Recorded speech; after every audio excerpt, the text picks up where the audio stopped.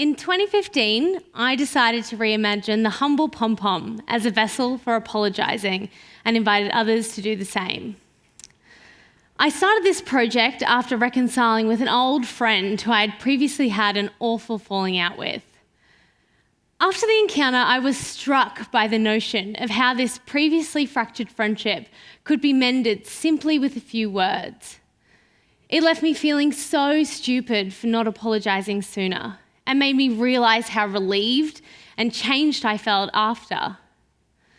This experience got me thinking, if apologising can be such a catalyst for positivity, why do so many of us fail to do it?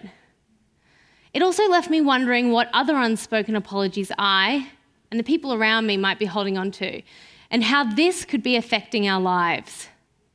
So, with all this in mind, I decided to begin sharing some of my personal apologies by attaching them to pom-poms. My method was, and remains, fairly simple. I would write out my apology on a piece of paper, attach that to a toothpick, and then attach that to a handmade pom-pom. I started this cycle of making and apologising and making, and soon found that I just couldn't stop. I reflected on things I was truly sorry for, things I'd done when I was little, as a teenager, as an adult. At the end of this kind of making frenzy, I ended up with a small mass of what I now call Apomogise. And now, at first these Apomogis lived, just a few, strictly in my studio at home. And then I decided to start leaving them around my house for my husband to find. And then I decided to start leaving them around my suburb, at bus stops, on people's letterboxes. And then I decided that I would start taking photos of them in their surroundings and uploading the images to social media. Now, as soon as I did this, I was inundated with inquiries and emails regarding what I had posted. Where had these images come from? Who was sharing these apomogis? Why were they attached to a pom-pom? And could they share one too? So, from this flood of interest and inquiry, I thought, let's do a pom-pom making workshop. Let's have an Apomogy making workshop. And so we had a small one at my home. This workshop was small, but the outpouring of emotion, storytelling, and reflection that occurred was truly immense. At the end of this session, again, I was left with another collection of Apomogis, and with the permission of the workshop attendees, I began uploading their submissions to the social media channels. With every image posted, the number of people contacting me to share their own apology multiplied. And from this first small workshop in my front yard, I have now amassed thousands of Apomogis, each bearing a message of personal apology. At every workshop I have attended, I am struck by how passionate and prepared people are to share with me their stories.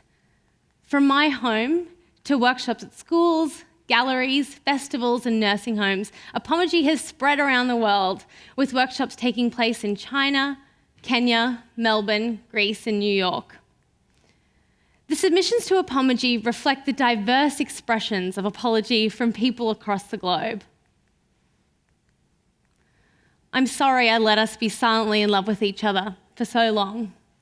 I'm sorry that now you've made the first step, it's too late. I'm sorry, Mama. Love and miss you so bad.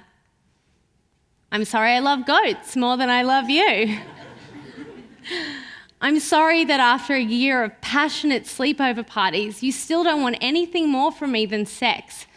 I would do anything to change this. I'm sorry I wipe my boogers underneath convenient pieces of furniture. I'm sorry for all the mean things I've ever done towards people. I really am. Apologising can be uncomfortable. Apologising can be hard. Apologising can sometimes be an unavoidable part of our lives. Traditionally, when we apologise to someone, we are expected to do so either verbally, face-to-face, or in writing to let them know we're sorry. However, in this project, apomogis are submitted anonymously. So more often than not, if there is a deserving recipient, they don't know an apology has been made.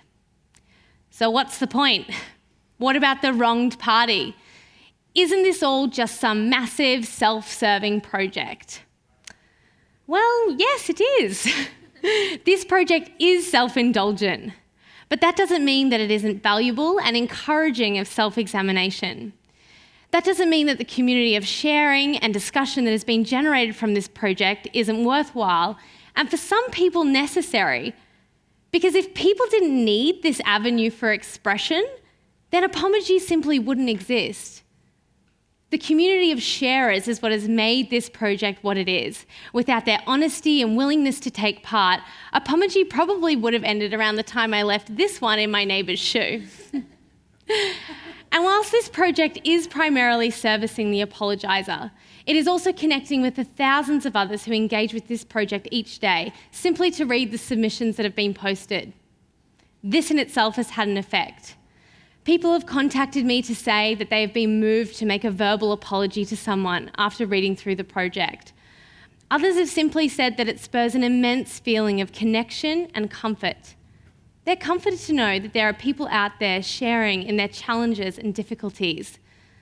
It acts as a reminder that we are not alone and that there is something to be learnt from our shared apologies. I have questioned, why are people doing this?